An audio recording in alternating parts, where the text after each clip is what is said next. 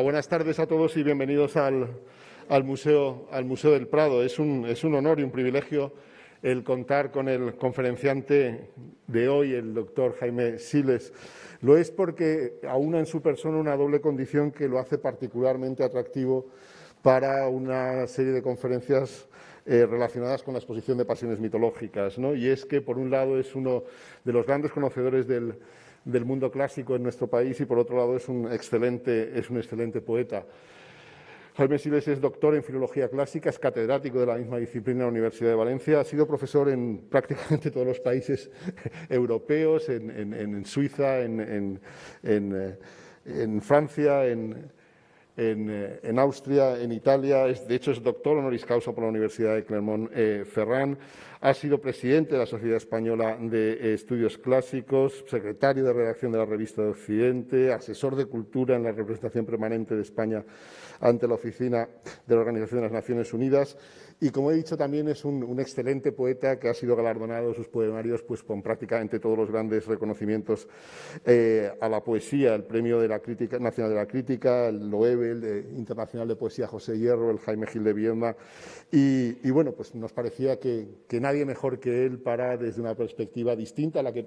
probablemente podamos aportar los historiadores del arte, pues puede traernos nuevas ideas e ilustrarnos sobre el tema del que nos va a tratar hoy, que es el de la mitología como lenguaje. Muchas gracias, Jaime. Bienvenido.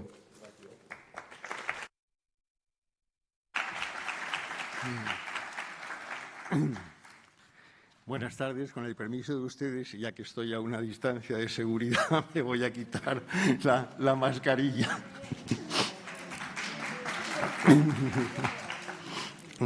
Agradezco al Museo del Prado y muy especialmente a su director, el doctor don Miguel Falomir, que me hayan invitado a participar en un ciclo de conferencias como este, concebido para contextualizar la exposición Pasiones mitológicas que ahora se exhibe y para iluminarla desde distintos ángulos y puntos de vista que contribuyan a enmarcar su tácito o explícito sistema de referencias, la mentalidad en que se inscriben las fuentes literarias de la antigüedad clásica, de las que algunos de los cuadros aquí representados parten, así como las determinaciones históricas, políticas, religiosas o estéticas que en algunas de las composiciones de estas obras pudieron influir. Como no soy historiador del arte, sino filólogo clásico, mi intervención se ceñirá a la forma mentis, el pensamiento y la representación que en ella subyace y que es consecuencia de la clave interpretativa utilizada por cada pintor según su formación, sus intenciones y sus intereses. Mi conferencia, pues, no tiene como objeto revisar la mitología clásica a la luz de las diferentes escuelas científicas, prestando especial atención por su productividad interpretativa a doctrinas como el ritualismo y el funcionalismo, la sociología, la teoría simbolista, la psicología analítica o el estructuralismo, ni tampoco a lo que la investigación mitológica ritual ha supuesto para la crítica literaria, sino que, partiendo de las posibilidades hermenéuticas del mito, intentará indicar cuáles de ellas parecen haber sido seguidas por dos pintores aquí. No en todos los cuadros expuestos, claro, sino solo en algunos de ellos, en los que tanto el mito representado como la disposición de sus figuras obedece a una clave hermenéutica cuya fuente clásica, como la razón de su utilización simbólica, se puede con cierta seguridad determinar. Como ni puedo excluir de todo el sentido y significación que configura el hecho en sí del mito y que explica su amplio recorrido posterior, tanto en las artes plásticas como en la literatura, ni puedo tampoco, no hay suficiente tiempo para ello, detenerme en cada una de las obras aquí expuestas, articularé mi intervención de hoy sobre dos puntos que espero aporten información a los oyentes sobre lo que el mito como modo de representación supone, a lo que dedicaré el primer eje de mi conferencia, y sobre el hilo conductor de estas pasiones mitológicas, que no es otro que el amor encarnado aquí en la figura de la diosa Venus, que constituirá el objeto de la segunda parte de mi conferencia. Sé que este tratamiento implica y supone una tal vez excesiva simplificación, pero prefiero seguir un orden que articule mi discurso y que, como el cilindro de una anamorfosis manierista, reúna en él lo que a primera vista puedan parecer pinceladas descompuestas. Un cuadro puede leerse como un texto, porque no pocas veces lo es. Y Paznovsky, Sassel, Wien y Sevnez fijaron las bases interpretativas del complejo sistema de imágenes que funcionan como signos y que, por tanto, constituyen un lenguaje como el mito en sus orígenes lo era ya. De ahí que el mito tenga su morfología, su sintaxis, su semántica y su semiótica posterior, patentes sobre todo en figuras como las del héroe cultural, presente en la fundación y etiología de la colectividad o de la polis, los llamados mitos estacionales propios de las sociedades agrarias y los ritos de paso que rigen el cambio de una etapa de la vida a otra. Chase propuso una gramática del mito hecha de motivo, tema y forma, que pueden ser un personaje o una imagen. Para Regland, los mitos vienen a ser algo así como textos rituales transmitidos oralmente. Para Malinowski, el mito, precisamente por su aspecto narrativo, funciona como un código cultural, social y moral, y como indica Preuss, y veremos ejemplificado aquí, también como un código religioso. El mito desempeñaba, pues, en la antigüedad clásica una función pragmática, la de, al actualizarse a través del rito, contribuir a la cohesión religiosa, política y social de la comunidad mediante las ceremonias que Lévi-Brill llama leyes de participación y Durkheim veía como representaciones colectivas. Lo que dio pie a Cassirer para, a partir también de los estudios de Usener y Otto, ver en el mito un modo de objetivación, hecho sobre las distintas formas culturales que sirven de nexo entre el objeto, su signo y su imagen. De modo que el mito, al convertir en metáfora la realidad, se presenta como un código que necesita una clave hermenéutica para poderlo comprender. Wundt advirtió el enlace entre el proceso de objetivación, personificación mitológica e identificación estética que ya había sido intuido por Schelling. Jung retomó el término arquetipo que hace remontar a Filón de Alejandría, Ireneo y Dionisio Areopagita y que está muy próximo tanto al eidos platónico recogido y desarrollado por San Agustín como a las ideas a priori de Kant y llama arquetipos a lo que la escuela sociológica francesa denomina categorías de la imaginación y representaciones colectivas y que Bastian ha definido como pensamientos primordiales, identificando los arquetipos con lo que la mitología suele denominar motivos. Pero lo importante de su investigación es su consideración de los arquetipos como núcleos constantes del significado, en los que las formas no tienen en sí mismas contenido, sino que representan cualquier tipo de representación y de acción, siendo las situaciones las que permiten, en cada caso, actualizarla. Lo que equivale a decir que en su condición inmóvil y no proyectada, los arquetipos carecen de una forma definida y constituyen una estructura indeterminada capaz de recibir una forma solo como consecuencia de una proyección. Según Jung, los arquetipos son elementos estructurales de la psique inconscientes y previos a la formación de los mitos, es decir, una estructura de las imágenes primarias de la fantasía inconsciente colectiva y no solo categorías del pensamiento simbólico para organizar las representaciones procedentes del exterior. La idea de Jung de algo así como un alfabeto de la fantasía colectiva está todavía en discusión y aunque desatiende los aspectos sociales específicos, disolviéndolos en los psicológicos, acierta en cambio al ver el carácter metafórico del simbolismo y al explicar que lo que el contenido arquetípico expresa se asemeja, más que a ninguna otra cosa, a una comparación, por lo que su traducción solo puede hacerse a otro lenguaje figurado. Jung y Kerenyi estudiaron juntos algunos mitologemas, como el de Mercurio, Apolo Hermes, Zeus Dionisio, Demeter y Core, y Hécate y Afrodita, y llegaron a la conclusión de que en el mito la función etiológica es imprescindible. Sus observaciones sobre el papel del niño como mediador o como héroe cultural son hermenéuticamente muy productivas y fueron aplicadas por Baudouin a la epopeya de la antigüedad clásica. Del mismo método, pero con otros fundamentos filosóficos, parte Campbell, para quien la mitología es algo así como un imaginario colectivo y los mitos y los ritos, tanto una clave para acceder a los principios universales de la naturaleza humana como una expresión del contenido histórico-social. En la misma línea, pero desde otro punto de vista, Mircea Eliade ve el mito como una renovación del tiempo mítico sagrado puro y a la vez como una aniquilación del tiempo cotidiano, en el que solo los hechos cíclicos y repetitivos vendrían a ser reales, lo que puede ayudar a entender el carácter cíclico y regular de los mitos agrarios que explican los cambios de estación. El estructuralismo de Lévi-Strauss parte de la diferencia entre naturaleza y cultura y, como seguidor de Dumézil que es, integra la función del mito dentro de la estructura,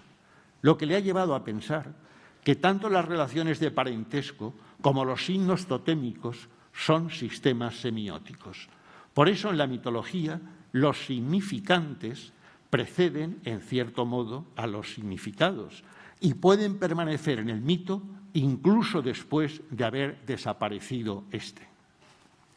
Lévi-Strauss ve, pues, la mitología como un juego de niveles y códigos, como un instrumento lógico de la solución de las contradicciones. El lenguaje es, según él, un modelo para el mito, ya que en este también hay lengua y habla, y puede traducirse también. Según él, el mito está a medio camino entre la lengua y la música, que él entiende como una máquina de destruir el tiempo. El mito se sirve de los hechos para reorganizar su estructura y es por ello diacrónico y sincrónico a la vez. Entre las tribus de América del Sur, la muerte se produce cuando el héroe infringe una prohibición que tiene que ver con el sistema perceptivo y que supone la utilización de alguna de las facultades de los 5 sentidos. También en el mito de Orfeo puede verse algo así. Pero, en cambio, en los mitos arcaicos no está nunca clara la frontera entre cultura y naturaleza. Lo más productivo de este método es que nos permite comprender la función del héroe cultural, ya que, según él, el mito es quien resuelve estas contradicciones, lo que explicaría su utilización después en la tragedia griega para tematizar los conflictos y las disfunciones del sistema y producir la correspondiente catarsis con su consiguiente efecto estético, pero también psicológico, individual y social. Lévi-Strauss llega a ver una especie de semántica generativa que produce nuevos sistemas y subsistemas que van acumulándose hasta hacer que todo mito sea metáfora a su vez de otro. Partiendo de ello, Roland Barthes ha definido el mito como un instrumento de significado en el que la forma tiene fundamento histórico, pero es independiente de la naturaleza de las cosas. De modo que lo que en la lengua vendría a ser un signo, en el mito se convierte en un significante. Lo que determina su significado es la analogía, y ello hace que el mito transforme la historia en ideología, lo que en el caso de Roma es bastante cierto. El mito transforma la historia en naturaleza al sustituir los valores por los hechos y suprimir la diferencia entre significante y significado. Esta es la parte también más poética del mito, que tiene un intra y no solo un ultrasignificado. El estructuralismo francés dio un paso más con la gramática narrativa del mito de Germain, que intenta combinar la metodología de Lévi-Strauss con los análisis del cuento de Prope y ve en el mito una serie positiva y otra negativa, asociadas respectivamente a y con la parte inicial y final del relato. lo que hace que las funciones aparezcan en la narración de dos maneras, una verdadera y otra engañosa. Si, según Piero Boitani, la mitología griega es la máxima obra de ficción elaborada hasta hoy por el hombre, y Marcel Detienne ha podido hablar de la invención de la mitología, esta puede ser vista también como una forma del espíritu basada en lo que Gorgias, al referirse a Helena, llama el rumor de un nombre, y en lo que el nombre del más famoso poeta de la Odisea, Femio, viene a significar, el nombre del rumor. Ambos pueden servirnos como guía a la hora de comprender lo que la mitología tiene de lenguaje, en la medida en que funciona como un sistema de signos y de referencias que a su vez lo es de representación. Por eso la mitología no puede dejar de lado el estudio de los nombres de las figuras que la integran y que explican en parte lo que dichas figuras representan y son. Pero tanto la mitología como los nombres de las figuras que la integran remiten a una estructura profunda en la que todo su sistema se basa y que no es sino la naturaleza e historia del mito en sí. No es casualidad el que en la poética de Aristóteles mito sea el término empleado para expresar la intriga de las tragedias, ni que la mitología haya puesto a disposición del arte y la literatura de todos los tiempos un material que ambos han utilizado tanto como instrumento de organización como de expresión de persistentes modelos culturales. Lo que ha llevado a algunos estudiosos, como Böttger y Frey,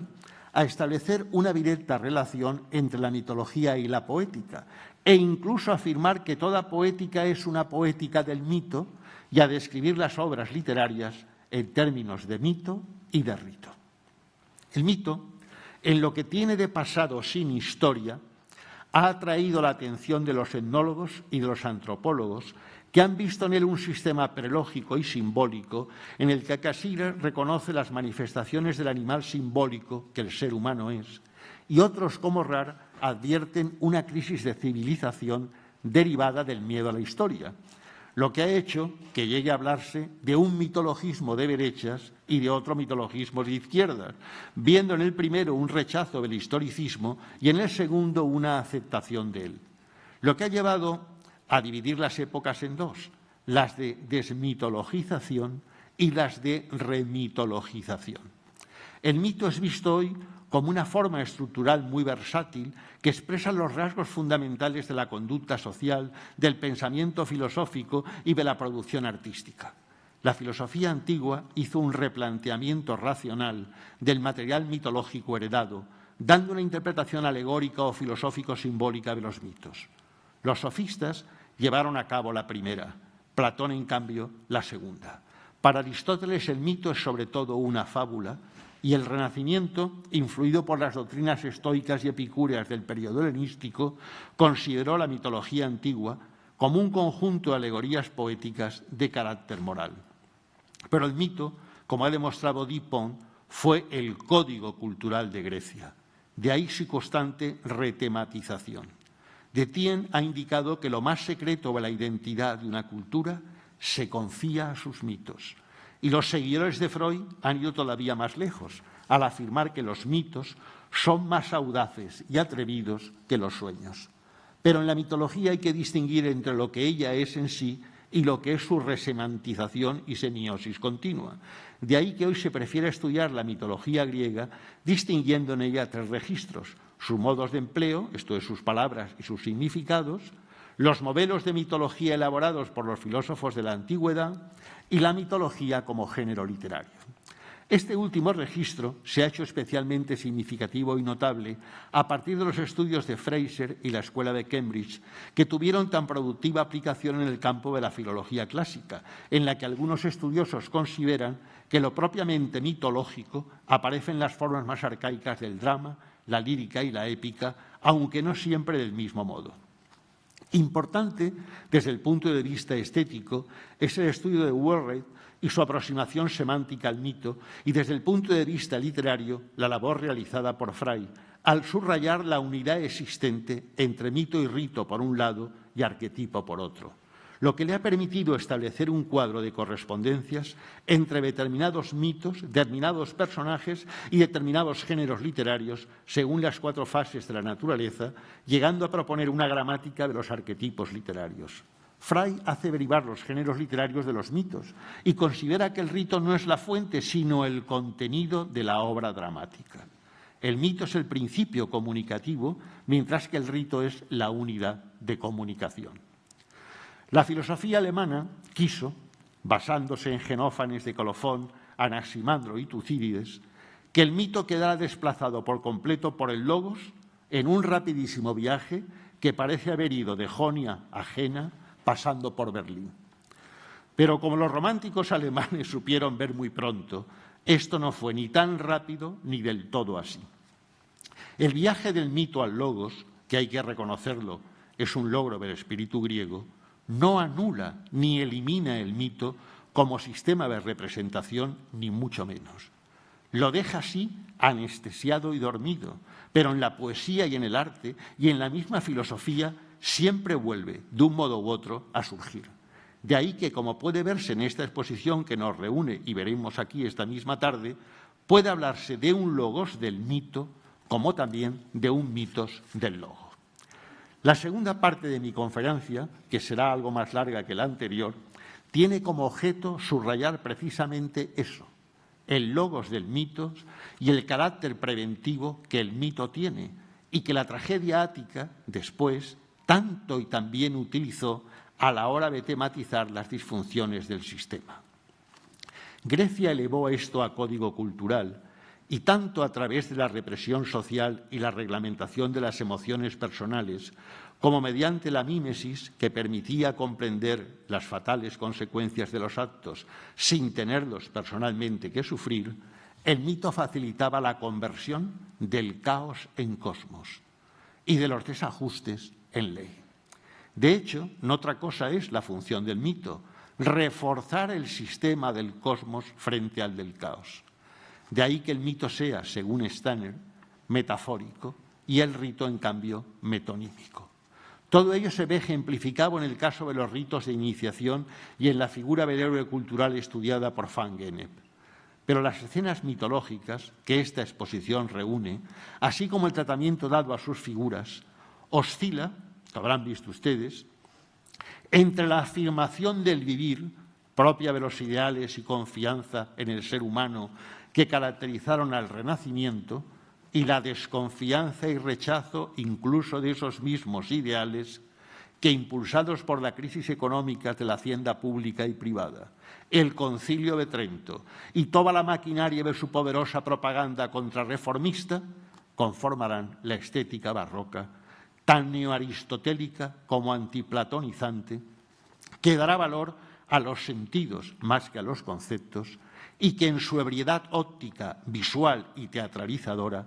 no dudará en alegorizar lo mitológico, cristianizando divinidades y figuras, convertidas ahora en emblemas de vicios o virtudes, y no dejando a los artistas otra vía que la de enmascarar los desnudos y el erotismo de las fábulas ovidianas bajo una clave de cifra y un sistema alegórico moral. En este sentido es ilustrativo el caso de Tiziano, también representado en esta exposición, y que, según Grünwald, por su dilatada actividad artística, que se extiende desde en torno a 1505 hasta su muerte en 1576, presenta una postura oscilante en su interés por lo antiguo y las nuevas tendencias de Roma, que creció y menguó alternativamente en él. Tiziano era un artista intensamente sensual, al que no le atraían las ideas ni las sutilezas de la mente, incapaz, pues, de concebir algo como la Escuela de Atenas de Rafael,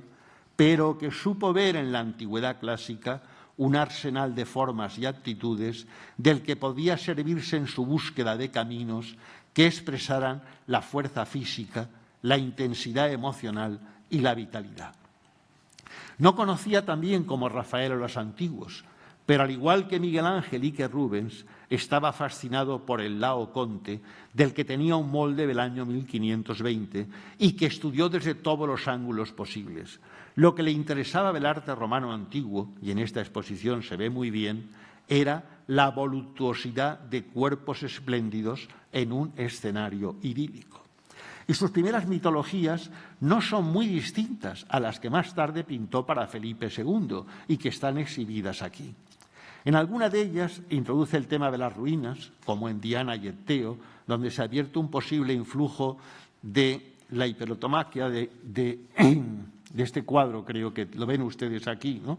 de este cuadro, de este libro conservado en nuestra Biblioteca Nacional, que es un texto de 1499 de Colonna y que está expuesto también aquí. Lo que es, pero con muy interesante, porque esta fuente, este libro que tienen ustedes ahí, de título tan complejo, impreso en Venecia, en una de los grandes editores, en las grandes imprentas de la época, como la de Aldo Manucio, al combinar historia amorosa y fantasía arquitectónica, determinó la actitud de los pintores venecianos hacia el mundo antiguo, ya que su ilustrador, pese a su exhaustivo conocimiento de los monumentos de la antigua Roma, transformó en el sentido indicado por Cassirer todo en fantasía. Así, en una de las Dánaes de Tiziano, conservada hoy en el Museo Nacional de Nápoles, se observa cierto influjo de Miguel Ángel, y él mismo dejó su huella en Carracci, en Poussin y en Rubens, quienes, como escribirá después Zola, integrará junto con Watteau, Delacroix y Courbet la familia de los pintores de la carne. Lee explica cómo, siguiendo la poética de Aristóteles, en la que éste dice que los pintores, al imitar, es decir, al representar a los seres humanos, nos hacen peores o mejores, o tal como somos, y pone como ejemplo de ello a Polignoto, que según él nos hace mejores, Pausón peores y Dionisio iguales, y que Antoine Coypel aplicó a las escuelas florentina, veneciana y flamenca, dice que podría decirse que Miguel Ángel y Rafael los pintaron mejores, los flamencos y alemanes peores, y Tiziano tal como son. También Reynolds, en uno de sus discursos, escrito a finales del siglo XVIII, como ya Roger de Pile había hecho antes, afirma que lo que se decía de Virgilio, esto es, que hasta esparcía el estiércol por el suelo con aire de dignidad, puede aplicarse también a Tiziano, porque cualquier cosa que tocara, aunque fuera de naturaleza humilde, habitual y familiar, la investía como por arte de magia, de grandeza e importancia. Sin embargo, Borghini censura a Tiziano el haber falseado a Ovidio y a otros poetas al pintar a Venus y a Adonis, no por escrúpulos morales o religiosos, sino por no haber citado y seguido a su fuente literal y punto por punto. En el caso de la fábula de Acteón, que tienen ustedes aquí también representada, y que en la antigüedad, como en el Renacimiento, se difundió muchísimo, podemos ver cómo en los cuadros de Tiziano, especialmente en los que guarda la Galería de Edimburgo, así como en los de Jacopo Zucchi, Acteón, al ser descubierto, aparece en su figura y condición humana justo antes de iniciarse su transformación, porque así era la manera de representarlo en el Quinquecento. Pero en cambio en el Quattrocento, en el que el influjo del humanismo era menor y la representación más viva e ingenua, el momento en que lo descubren, y le cuesta su vida, se combina y mezcla con el de la transformación, como queda patente en el hecho de que Acteón muestra ya la cabeza y las astas de ciervo, mientras que la muerte de Acteón de Tiziano, conservado en la Galería Nacional de Londres, representa a Acteón antes de su transformación, cuando está siendo atacado por los perros de Diana. En la antigüedad clásica, como en una ilustración de Ovidio de 1619, Acteón es representado como un hombre normal, aunque los cuernos que apuntan en su cabeza dan a entender que su transformación ya ha comenzado. También hay un manuscrito bizantino del siglo XI señalado por Kurzweismann, en el que Acteón aparece como cazador a la izquierda y a la derecha, caído ya en tierra y despedazado por los perros y con cuerpo y cabeza de hombre. Dagobert Frey considera a Tiziano un manierista y no hay que olvidar que en el Renacimiento veneciano los fundamentos de la pintura y de la poesía se conectan con la tradición aristotélica, encontrando su más feliz expresión, según Wieltowski, en la llamada poesía lírica de la pintura de Giorgione y de Tiziano. Y que conviene recordar que Tiziano hace suyo el sueño humanista de la Arcadia, que revive en la sublime materialización del cuadro de fantasía de Filóstrato, renacido gracias a los descubrimientos de Giorgione, y que desde Virgilio a través de Boccaccio y San Lázaro se expande hasta las bacanales de Rubens y Van Dyck. En 1595, Aníbal Carracci había decorado el camerino del Palacio Farnesio con escenas mitológicas de Hércules y de Ulises, introduciendo en ellas una clave alegórica en la que el vicio es, no sin dificultades, vencido al final por la virtud. Y en la decoración de la galería, una sala de 6 por 18 metros, tematizó, siguiendo las indicaciones del bibliotecario Fulvio Orsini y del humanista Gian Battista Gucci, el poder absoluto del amor. Y como expone Whittaker, lo hizo con tal vigor y destreza que el espectador se encuentra absorbido por el espectáculo que se le ofrece ante los ojos, más que por la perturbación que sus implicaciones simbólicas y moralizantes le pudieran causar. Rubens, uno de los artistas más eruditos e interesados por la antigüedad, estudió la Galería Farnese muy a fondo. Y lo mismo Van Dyck, por citar dos de los pintores también muy bien representados en esta exposición que nos reúne hoy aquí. Carracci ya había experimentado antes en Roma y en Bolonia con la presentación de las escenas mitológicas como quadri riportati, es decir, cuadros de caballete incorporados al entramado general en un esquema decorativo consistente en una cornisa sostenida por un sistema de atlantes que contrastan con los cuadros pintados dentro de marcos dorados, creando una acumulación de elementos y figuras de enorme dinamismo. El tema central era el triunfo de Baco y Ariadna, y los laterales Pan y Selene, y Mercurio entregando a París la manzana de la discordia. En los muros, debajo de la bóveda, están representados Polifemo y Galatea y Polifemo y Acis, sobre el friso Diana y Endimión, Céfalo y Aurora, Venus y Anquises, y en el lado opuesto Hércules y Ónfale, Tritones y Nereidas, Júpiter y Juno, y en un nivel inferior Andrómeda, Perseo y Amedusa. La interpretación que de tal profusión mitológica de tema amorosa suele hacerse no es unívoca. Para uno se trata de una lucha entre el amor sensual y la virtud, y las figuras representarían parejas de Eros y Anteros como expresión del amor recíproco. Pero otros ven aquí un tono más bien satírico y burlón, una especie de parodia de determinados motivos clásicos.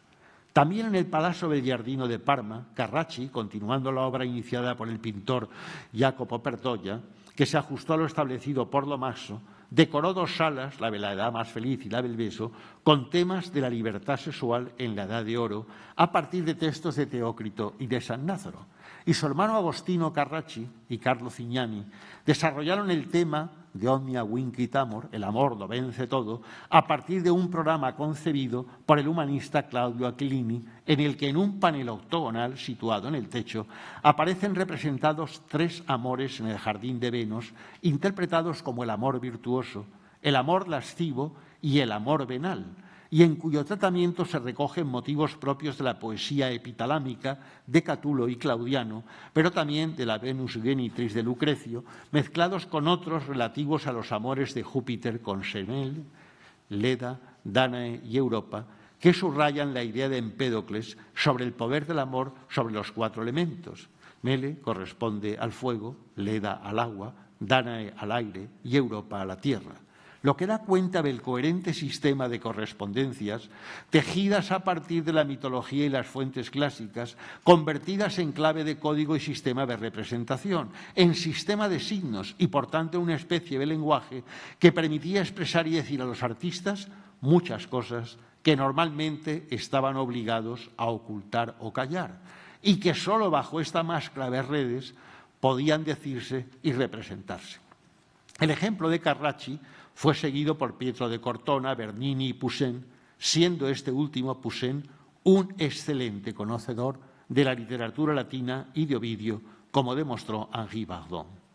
Ovidio, con sus Heroídas y sobre todo con sus Metamorfosis, que según Menéndez Pelayo figuraban ya en el siglo XV en la biblioteca barcelonesa del Condestable de Portugal, manuscritas en vulgar castellano, en 1466, es una de las principales fuentes de la cultura simbólica en España. Las razones de ello son bastante claras. Ovidio, desde el punto de vista literario, es un caso de reconversión continua de los géneros, capaz de producir múltiples personas poemáticas, con no poca crítica política encubierta y sus buenas dosis de parodia y de humor. Y esta condición suya, de ser metaliterario e intertextual al mismo tiempo, le permite sintetizar las formas y los estilos anteriores, reescribiéndolos e integrándolos en un sistema literario mayor basado en el alejandrinismo de la alusión y de la cita, la agudeza de los tropos y la complicidad de la referencia velada o no. De ahí que la posmodernidad, como el Renacimiento y el Barroco antes, lo considere un claro precedente suyo, porque Ovidio reescribe a Homero, a Calímaco, a Lucrecio y a Virgilio a la vez. Es un poeta culto y consciente, que concilia anteriores dicotomías y que reduce lo etiológico a una mera focalización. Por eso, por su uso del epilio como modelo código y de la épica en su diversidad, sus Metamorfosis son una enciclopedia mitológica, pero también literaria y plástica, que somete la Eneida virgiliana a un intenso proceso de fragmentación y de inversión que afecta al mito y a la historia romana y que complica el relato al multiplicar el sentido del mismo y negarle su unicidad. Su método, porque lo tiene y muy sabiamente desarrollado, es narratológico y consiste en la expansión, la concentración y la elixis, combinada alguna que otra vez con la silexis. Pero no solo eso, Ovidio siente predilección por las historias intercaladas y pone énfasis en el nivel diegético y la narración intersticial, lo que hace que sus Metamorfosis sean una exagerada exhibición de medios, tantos que Quintiliano dudaba de su posible unidad, lo que ha hecho que se hablara de su inestabilidad formal, genérica y temática, pero no en sentido negativo, sino para indicar que en su escritura hay un doble o triple orden, el antológico, el analógico y el cronológico, no solo en las historias referidas, sino en los modos y maneras de narrarlas. Como explican los profesores Fernández Corte y Cantó Llorca, sus Metamorfosis son un continuo fluir, pero con elementos temáticos reestructuradores y un juego constante entre velar y revelar, aludir, eludir, que adelanta procedimientos de la plástica y la literatura del barroco, cuyo desarrollo tuvo un ámbito y un contexto político bastante similar, el de las monarquías absolutas y el de la contrarreforma religiosa. Ovidio repite, pero cambia. Imita, pero crea. Recuerda, pero inventa. Si antes de él la mitología era solo un lenguaje, sus Metamorfosis hacen que sea mucho más. Una teleología al revés o en contra, limitada por y circunscrita a un tiempo casi siempre ficcional, representado en y por relatos heterodiogéticos y en el que abundan los anacronismos, lo que hace que ni haya un tema único, ni un héroe único, ni un estilo único, y que por eso tampoco haya un sentido de unidad, o que si lo hay, sea solo en lo estético. Una de las mayores aportaciones poéticas de Ovidio, y un poeta como Robert Browning se lo reconocerá, es el descubrimiento de la complejidad de la persona poemática que el autor utiliza como máscara. De hecho, hasta su mitología lo es. Por eso cada mito tiene un desarrollo narrativo propio en el sentido que Partenio quería. Las hipótesis trágicas eran un precedente y Nicandro otro, pero Ovidio entretejió más de 200 metamorfosis, haciendo que historias parecidas tengan significados diferentes, lo que supone una relativización de la tradición genealógica, de la misma manera que el uso del monólogo interior articula un yo analógico tan plural como coherente con lo que Fini ha llamado la sensibilidad transcultural de los romanos, y de la misma forma que la metáfora acaba convertida en fuente de la realidad. Ovidio dignifica géneros menores y eleva la condición de lo paradoxográfico, atemperándola con lo etiológico, sirviéndose de la etimología y haciendo que la imagen lingüística sea también visual.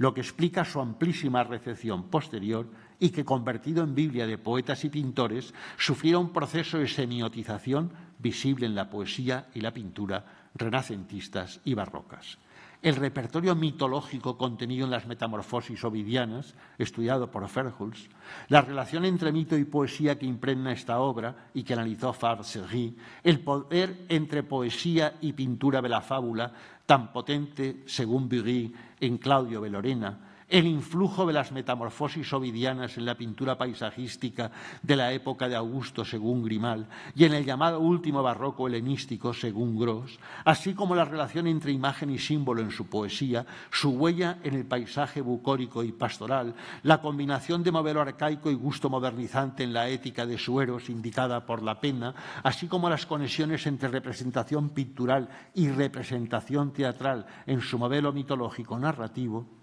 convierten a Ovidio en el mayor servidor de mitos clásicos de la antigüedad,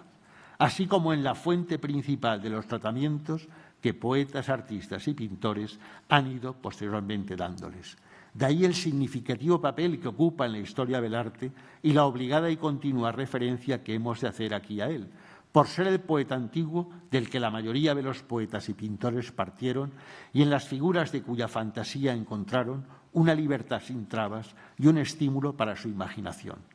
La literatura erótica, iniciada en Roma por Filodemo de Gádara, tuvo su más influyente continuador en Ovidio, que escribió un verdadero manual de seducción y de dandismo, el Ars Amandi, en cuyo libro segundo introduce un epilio, como el de la historia de Dédalo e Ícaro, trata el tema de la infidelidad amorosa y se ocupa de los amores lascivos y libertinos. Pero no solo él, también Vitruvio, al unir arquitectura y mitología en composiciones de gran formato, como las megalografías,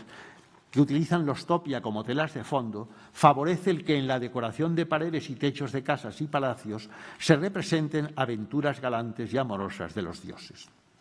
La casa de Livia, la mujer de Augusto en el Palatino, contenía el famoso Io, Argus et Hermes, estudiado por Ludwig Curtius, y donde los pintores hicieron variaciones sobre el rapto de Europa, Io en Egipto y el juicio de París, cuyos temas y motivos aparecen en los libros 1 y 2 de las Metamorfosis ovidianas. La pintura obscena que decoraba las casas romanas fue criticada ya por Propercio en el libro segundo de sus elegías, por constituir un mal ejemplo para las jóvenes doncellas. ¿De qué sirve a las niñas, dice, haber erigido templos al pudor, si cualquier cosa se permite hacer a cualquier casada?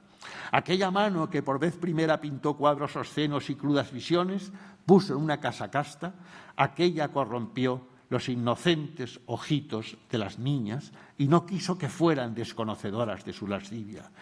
Gima aquel que con este arte exhibió ante el mundo conflictos que se ocultan bajo secreto goce. Antaño no adornaban los techos con semejantes figuras, ni la pared estaba pintada entonces con ningún pecado, dice Propercio, en el siglo I. Como se ve, no hay que esperar a Trento para que haya una censura de las pinturas lascivas de tema mitológico. En la época de Augusto, en el siglo I, dicha censura estaba presente ya, al igual que la interpretación moralizante. En 1551 se publica en Amberes la versión de Ovidio hecha por Jorge de Bustamante, que esconde su nombre en un acróstico y sigue la tradición humorista y que pudo conocer el Ovidio moralizado atribuido a un obispo de Meaux que en el siglo XIV sostenía que en las Metamorfosis todo está escrito para nuestra educación y enseñanza. Sabemos que Velázquez poseía 2 ediciones de Ovidio. Julián Gallego ha prestado especial atención a la antinomia entre poesía y pintura en nuestro siglo de oro, mostrando que mientras la poesía acepta las fábulas de la antigüedad pagana, la pintura no lo hace tanto y muestra hacia ellas cierta desconfianza. Pero aunque no con tanta intensidad como las artes plásticas del mismo periodo en Europa, se observa en España un proceso de mitologización patente en que la biblioteca de la Universidad de Salamanca fue decorada con pinturas mitológicas de planetas identificados con dioses grecorromanos atribuidas al pintor castellano Fernando Gallego, que en el Palacio de Carlos V, reformado medio siglo después, entre 1527 y 1551, por Pedro Machuca en la colina de la Alhambra, una chimenea de aparato fue decorada con una atrevida leda de mármol, inspirada en la de Miguel Ángel, grabada por Fos y tal vez interpretada por influjo de León Hebreo como símbolo del amor casto y virtuoso. Personajes mitológicos hay en el mausoleo de los padres del emperador Juana y Felipe, labrado por Ordóñez en la Capilla Real de Granada, y Leoni representa a Júpiter desnudo en una escultura conservada aquí en el Prado como símbolo de la victoria que Miguel Ángel labró para el sepulcro de Julio II en el Palacio de la Señoría de Florencia, aunque hay que decir que esta desnudez queda oculta por piezas de una armadura hecha del mismo bronce que la estatua. Felipe II se confiesa admirador de los desnudos eróticos de la escuela veneciana, de las llamadas poesías del Veronés y sobre todo de las de Tiziano, pintor al que entre 1554 y 1562 encarga 3 parejas de obras a las que denominó poesías: Dánae, Venus y Adonis, Perseo y Andrómeda, Diana y Acteón, Diana y Calisto y el rapto de Europa, destinadas, y conviene no olvidar esto, a los aposentos privados del monarca en el Alcázar de Madrid, donde debían hacer compañía a la serie de los amores de Júpiter 4 pinturas de Correggio, de contenido erótico, que el duque de Mantua había regalado a Carlos V. Felipe II hizo llamar a Juan de Malara para que viniese a Madrid y compusiese unos versos latinos que debían acompañar a 6 lienzos atribuidos a Tiziano, del que Malara era buen amigo. Y es que, como apunta don Luis Díaz del Corral, el cuerpo de una diosa de Tiziano no pertenece solo al mundo de los sentidos, sino que al mismo tiempo pertenece al mundo ideal. Como indica Sebastián Gámez Millán, el encargo hecho por el rey no era de piezas para un museo, sino para procurar placer y solaz, además de otro tipo de conocimiento, como los que la interpretación alegórica de los mismos permitía y aportaba. La aceptación del destino ineludible, en el caso de Dánae, las dificultades de la honestidad para triunfar, en el caso del rapto de Europa, o como en el caso de Venus y Adonis, la impotencia del amor para salvar a los amantes. Las fábulas ovidianas, como las de la mitología antigua reinterpretadas por la tragedia ática, tenían pues no solo un efecto estético, sino también moral.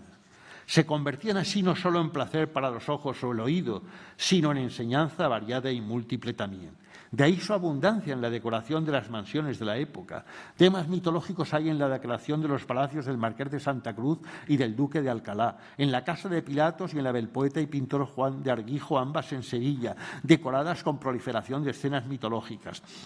Felipe III muestra su preocupación por la posibilidad de que en un incendio en el Palacio del Pardo se hubiera quemado una Venus de Tiziano, y Felipe IV encarga en 1636 a Rubens una gran colección de fábulas para decorar las 25 estancias de la Torre de la Parada, pabellón de caza en los Montes del Pardo. Los Poussin, conservados allí, fueron propiedad en su mayor parte del primer Borbón, Felipe V. Gracias a ello, el Prado tiene en su catálogo un gran número de cuadros de tema mitológico procedentes del taller de Rubens, pero también de Tiziano, Veronés, Tintoretto, Parmesano, Lucas Giordano, Poussin, etc. Recuérdese que en la decoración del Alcázar de Madrid habían trabajado el Bergamasco y Gaspar Becerra, representando allí las fábulas de Medusa y Mercurio, que traídos por Velázquez completarían Mitelli y Colonna, y que en la Galería del Oeste Francisco Camilo desarrolló temas de las Metamorfosis de Ovidio, aunque este pintor disgustaba al rey, porque, según dice, su Júpiter podría confundirse con nuestro Señor Jesucristo y Juno con la Virgen María.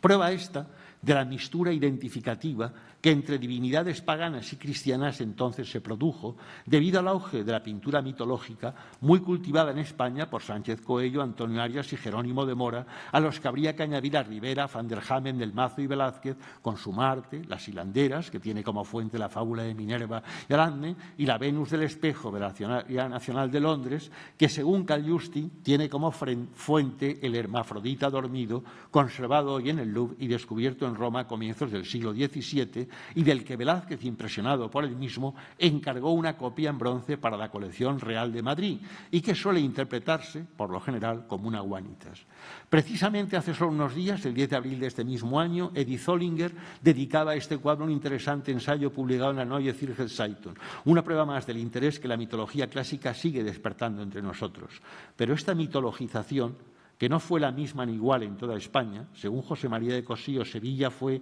refractaria al influjo ovidiano, tan visible en el resto de los poetas y academias de la época,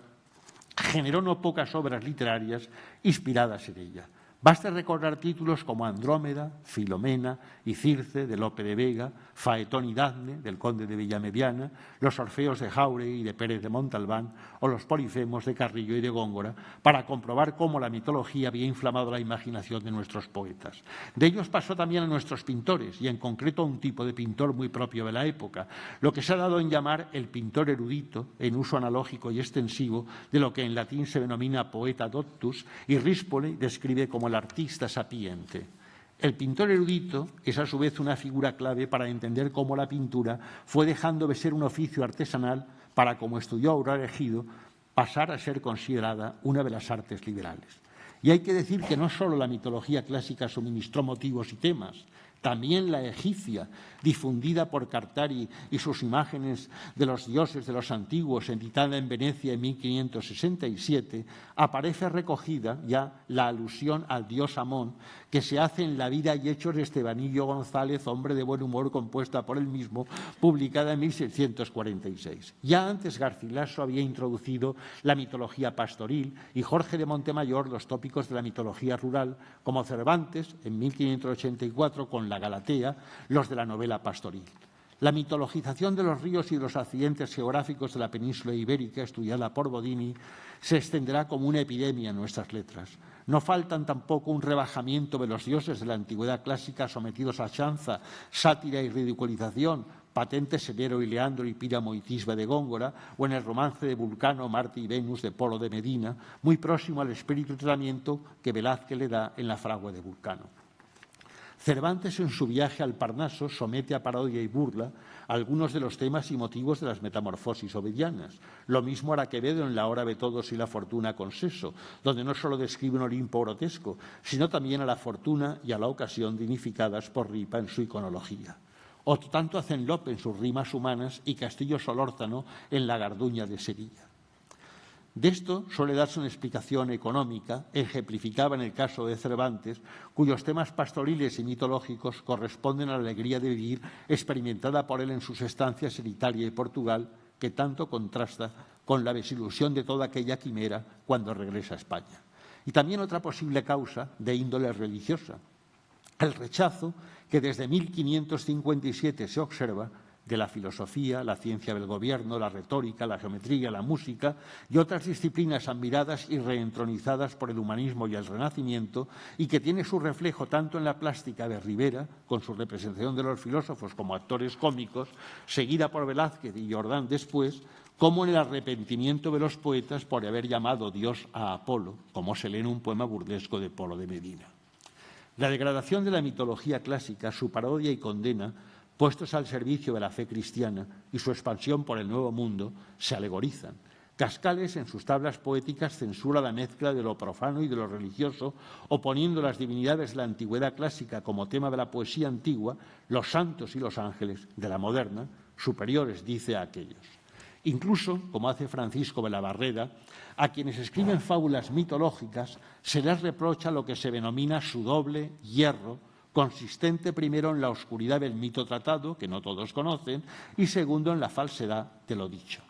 En ello puede verse el influjo del neoaristotelismo y sus efectos en el arte, sobre todo el concepto del toikos, o principio de verosimilitud, exigido ahora al artista frente al neoplatonismo imperante en el Renacimiento. Ese neoaristotelismo y ese principio de verosimilitud ahora invocado invitan tanto a evitar la belleza imaginaria como a imitar lo que nos rodea, por feo que sea, que es lo que informa la base conceptual de la praxis artística de ese realismo sui generis de la pintura española del siglo de oro, envuelta en lo que no sin razón se ha dado en llamar idealismo trascendente, en el que se refleja lo que López Pinciano en su filosofía antigua poética indica, que la verosimilitud es entonces la esencia de la mímesis. Pero aún más que en esta censura, que no deja de ser de índole intelectual, donde el rechazo de la mitología por razones morales y religiosas más decididamente se manifiesta, es en el tratamiento del desnudo. No solo en sus representaciones poético-literarias, sino también en las plásticas. En este sentido llama la atención lo incómodo que se siente un poeta y pintor como Céspedes al ver los frescos de la Capilla Sistina y la censura que los dos hermanos Argensola hacen en sus rimas de las representaciones subidas de tono de Venus, Leda, Europa y del desnudo en general. El culterano y gogorino Fray Hortensio de Paravicino, que será pintado por el Greco, se ve obligado a escribir una respuesta sobre lo lícito e ilícito de pinturas lascivas. Tampoco falta quien, como Propercio en la Roma de su tiempo hizo, critica la decoración mitológica en las paredes y techos de las casas de la nobleza, ni quien, rechazando también el desnudo en la representación de personalidades y figuras de alto rango o condición, las admite, sin embargo, en la de los viles y serviles. Tratadistas como Carducho y Pacheco repudian el desnudo, y Pacheco llega incluso a prohibirlo en el caso de las representaciones plásticas del Niño Jesús. La Inquisición dispone de veedores, Pacheco y Palomino lo fueron, para inspeccionar las imágenes para ser aprobadas, y se multa con 500 ducados e incluso destierro a quienes pintasen un cuadro lascivo o lo expusieran. El desnudo es demonizado por el Concilio de Trento en el decreto de las imágenes del 3 de diciembre de 1562,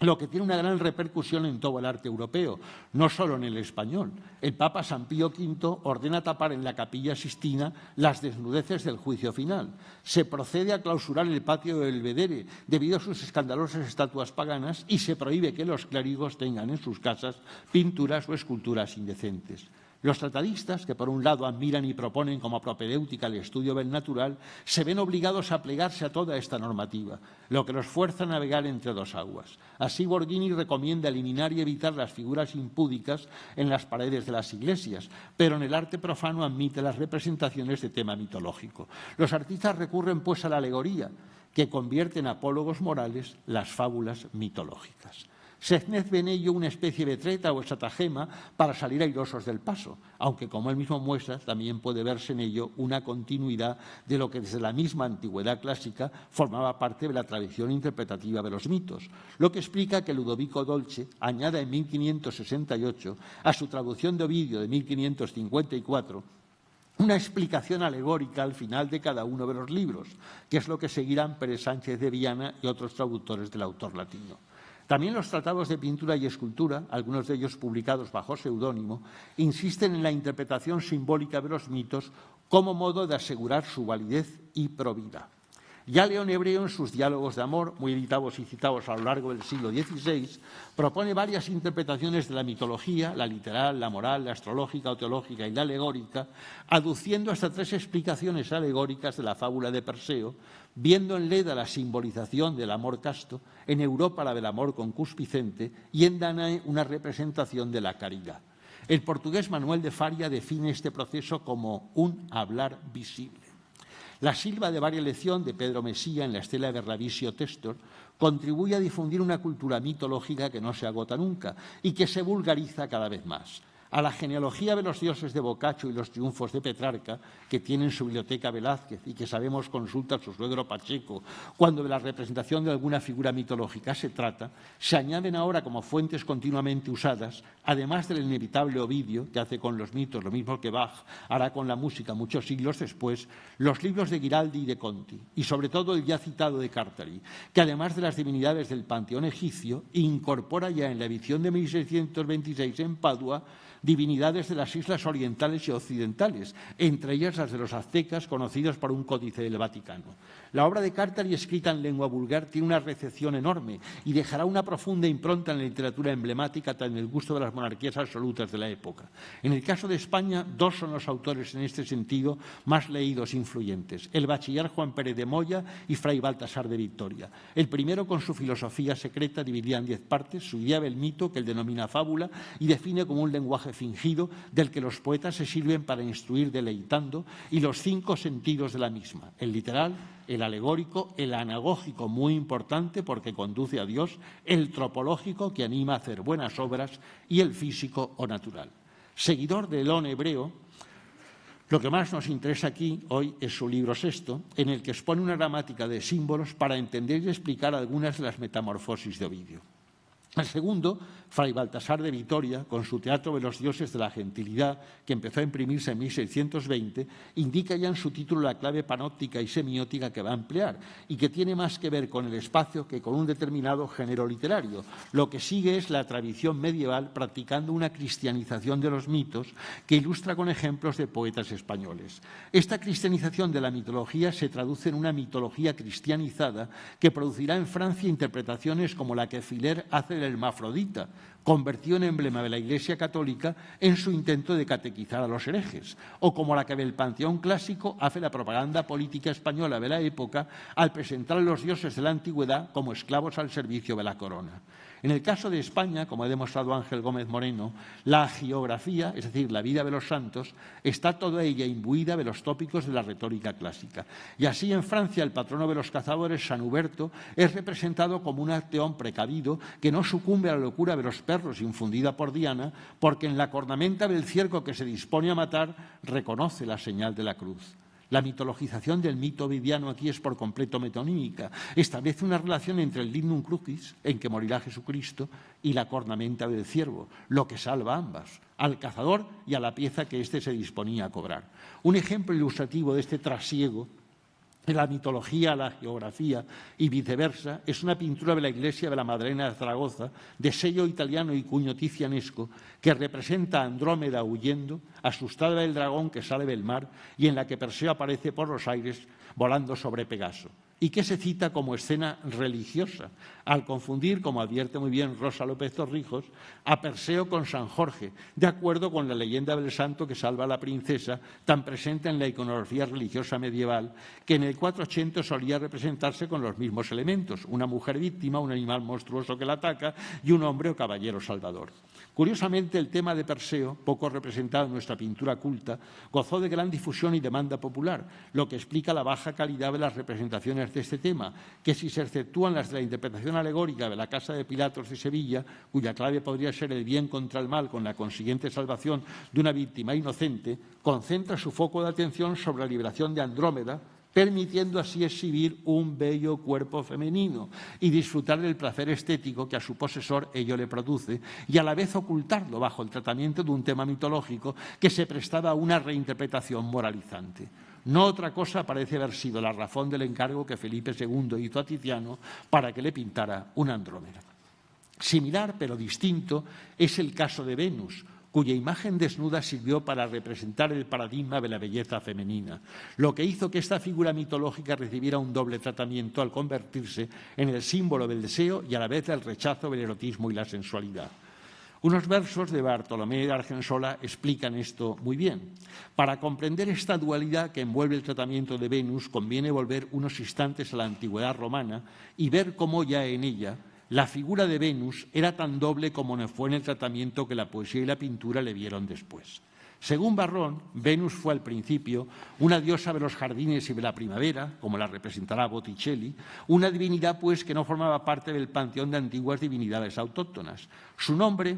pertenece en latín a una familia de palabras asociadas a la noción de encanto, agrado, gusto, concesión, favor, benevolencia. Inicialmente, el nombre neutro que designaba así a la diosa indicaría precisamente esto, que era grata y agradable a los dioses y que se habría personificado bastante pronto, ya que en el siglo IV a.C. se empieza a identificar a Venus con Afrodita y recibe culto inicialmente en Lavinio, un territorio y ciudad vinculados desde muy pronto a Eneas, hijo de Venus y Anquises. El primer templo dedicado a ella en Roma estaba cerca del Circo Máximo y fue consagrado, según Tito Livio, el 19 de agosto del 295 a.C., coincidiendo con la fiesta local del vino, pagándose los gastos de su construcción con las multas impuestas a las matronas sorprendidas en adulterio. El epíteto que desde entonces se le aplica, obsequens, benévola, favorable, parece contener pues una coloración moral. La enorme difusión que su culto tuvo Lo prueba el hecho de que en el siglo II a.C. se le dedicara un segundo templo en Roma. En el 249 a.C., Roma tomó el santuario del monte Erice, en el noroeste de Sicilia, cuyo culto, probablemente indígena, parece vinculado por influjo fenicio-púnico a la prostitución sagrada y, de acuerdo con la tradición griega, se relacionó con Eneas. Por eso, durante la Segunda Guerra Púnica, Quinto Fabio Máximo prometió en el año 217 a.C. erigir en el Capitolio un santuario a Venus Eruquina, que fue consagrado 2 años después. La construcción del templo dentro del pomerio de la ciudad y su situación muy próxima al templo estatal de Júpiter Capitolino demuestran su importancia como divinidad. Para liberarla de sus rasgos orientalizantes, fue puesta como compañera de culto al lado de Mens, la divinidad que personifica en Roma la razón. Entre el 184 y el 181 a.C. se erigió al noroeste de Roma y fuera de la ciudad otro templo a Venus Eruquina, pronto convertido en el principal templo de las prostitutas romanas. Y como tantas veces en la mitología ocurre, se le buscó otra divinidad que fuera su antítesis y se encontró en la misma Venus venerada ahora con el epíteto de Huerticordia, interpretado por los escritores romanos como la que dirige el corazón de las mujeres hacia la castidad. Y su fiesta se puso el día 1 de abril de cada año, como cuenta Ovidio en los Fastos. De ese modo, Venus quedó dentro de los 12 dioses romanos y en estrecha relación tanto con Cloaquina, diosa de la purificación, como con Libitina, diosa de los funerales. Lo que explica que Venus, la figura mitológica más tratada por la pintura española de los siglos XVI y XVII, ofreciera a la fantasía y la imaginación creadoras esta doble posibilidad de tratamiento que a veces era uno y el mismo a la vez. Es significativo que haya perdido la función astrológica que como divinidad celeste y estrella errante le correspondía y que de todas sus otras posibles asociaciones, la que más se haya difundido sea precisamente la que lo une a las representaciones del amor. Sabemos que una Venus sobre armas y su hijo dormido, de Villegas y Marmolejo, que parece inspirarse en grabados flamencos, perteneció a la serie de obras de arte donadas por Arios Montano a Pedro de Valencia. Y una Venus con Cupido y Marte hay en los frescos de la llamada Sala de los Dioses del Palacio del Infantado de Guadalajara, hechos por Cincinato en el siglo XVI. Una Venus y Adonis representaban en los frescos del espacio central del techo de una pequeña sala de la planta baja del Palacio del Viso. Parece seguir la Venus y Adonis de Tiziano exhibida aquí. En el siglo XVII aumenta considerablemente el número de obras que tematizan la figura de Venus. Véase El parto de Venus, de Juan de Pantoja, otra Venus de Jáuregui, las de Velázquez, Claudio Coello, varios dibujos de Alonso Cano, etc. Pintores como Pacheco, el suegro de Velázquez, poseía una lámina grande de una Venus que en su testamento legó a Francisco de Rioja, inquisidor del Tribunal de Santo Oficio en Sevilla y bibliotecario de Su Majestad. Y nobles como el licencioso y coleccionista Marqués de Eliche, sobrino nieto del conde duque de Olivares, parece que encargó a Velázquez un lienzo de una mujer desnuda, tendida sobre un paño, pintada de espaldas, recostada sobre el brazo derecho, mirándose en un espejo que sostiene un niño. Las dos historias del ciclo de Venus, que parecen más interesaron en el siglo XVII, a juzgar por las representaciones plásticas conservadas de ellas, fueron las de Venus y Marte y las de Venus y Adonis, relatadas en el libro 10 de las Metamorfosis de Ovidio, no pocas veces combinado o formando pareja con Psiquis y Cupido. Y dentro de ellas la de la muerte de Adonis, precisamente por su efecto moralizante, como se ve en uno de los cuadros de Rivera conservado en Cleveland, en el que además del intertexto de Ovidio, confluyen también otras fuentes como el epitafio de Bion de Esmirna, en que se inspira la muerte de Adonis, pintada en la galería de Francisco I en Fontainebleau por Rosso, y el poema Adonis de Marino, impreso en 1623. En otro cuadro de Rivera conservado en Roma, en el que trata también momentos distintos del mismo tema, Rivera introduce algunas innovaciones, como el que el carro que conduce a Venus no vaya tirado por palomas, como en el relato ovidiano, sino por cisnes, como en un cuadro de Butters, seguidor de Rubens, conservado en el Museo de Copenhague. El sentido alegorizante de Marino, que antes de cada canto incluye una alegoría explicativa del significado de la fábula que contiene, impregna el tratamiento que Rivera le da y que no es otro que hacer ver el dolor que todo amor lascivo produce. De todos los amores míticos, el de Venus y Adonis fue el preferido por la pintura española y por ello el más profusamente representado también en la poesía, no solo en España, sino en toda Europa. Pero en el caso de España, la recurrencia de esta historia del ciclo mitológico es tan reiterada e insistente que obliga a preguntarse por la razón o razones de ello. La explicación es que, a diferencia de otras fábulas de la misma figura mitológica, como la de Venus y Marte, de difícil asunción moral para la mentalidad española de la época, la representación de Venus y Adonis, y sobre todo la de la muerte de éste, permitía unir en su pintura erotismo y sensualidad, al imitar, reproducir y ofrecer a los ojos del espectador el espectáculo de no pocos centímetros de carne femenina, al tiempo que facilitaban combinar placer estético y enseñanza moral ejemplificante, recogiendo así tanto la función didáctica y propedéutica del mito sostenida por Platón, como las indicaciones de la poética aristotélica, que, como certeramente observa Ernesto Grassi, también trata de la imitación por medio de colores y que indica que la belleza de la obra de arte depende del modo en que el artista es capaz de ensamblar los mitos, porque el arte consiste para Aristóteles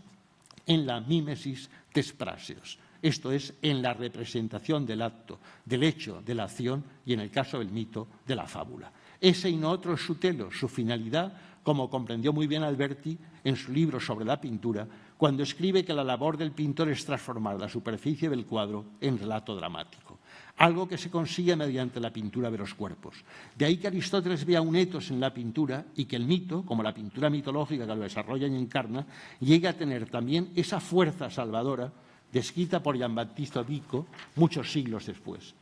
Lo que demuestra que, como advierte Luis Alberto de Cuenca, el mito es la indispensable subestructura de la poesía, como la poesía es la indispensable subestructura del mito.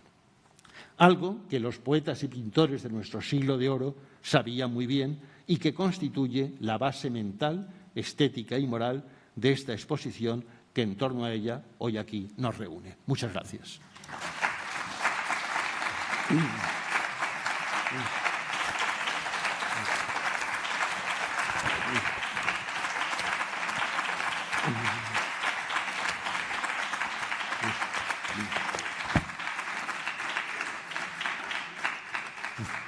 Como soy